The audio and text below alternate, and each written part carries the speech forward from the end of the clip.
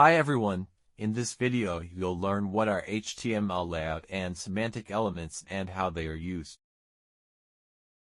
HTML includes various layout and semantic elements that define the distinct sections of a web page. Non-semantic elements like div and span tell nothing about their content, whereas semantic elements clearly state their meaning to both the browser and the developer. These are header, nav, section, article, aside, footer, details, and summary. Header defines a document or section header.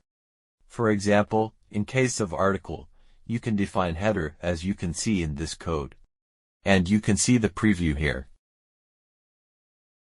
The nav element specifies a navigation link set, as you can see in this code, and also you can see the preview here. Section defines a document section. It can be used to divide an HTML page contents into sections, as you can see in this code. And you can see the preview here. Article specifies an independent, self-contained content piece, as you can see in this code. And you can see the preview here. Aside defines content distinct from the main content.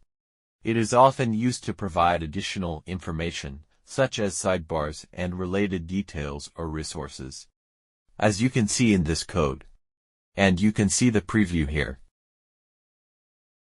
Footer specifies a document or section footer.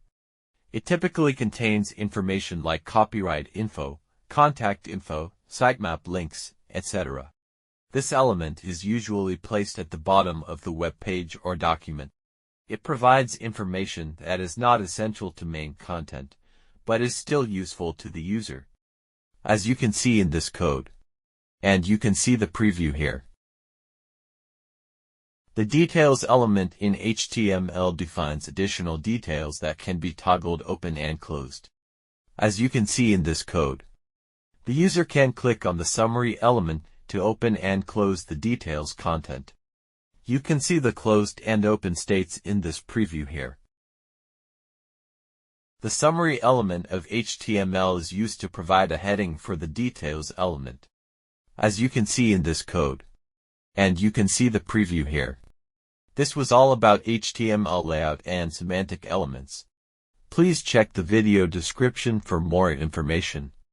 Also, don't forget to subscribe to our YouTube channel for more tutorial videos.